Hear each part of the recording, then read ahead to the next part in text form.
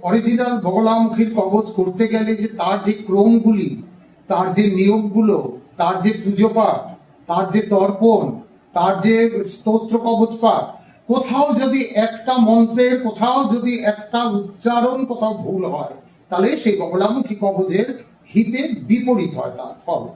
আর মানুষ যত সহজে করে দিচ্ছে, এত সহজে কর্মই না।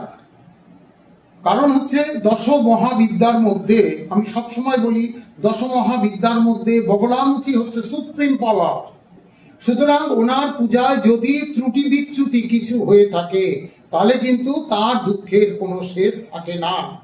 অনেক জায়গায় দেখা গেছে বগলামুখীর পুজো করেছে, সাধক হয়েছে তারা, বগলামুখীর পুজো করেছে, একেবারে সমূলে বিনষ্ট হয়ে গেছে। কোন কাজের জন্য কোন জিনিস দিয়ে, কোন দ্রব্য দিয়ে তর্পণটা হবে সেটাও জানার দরকার।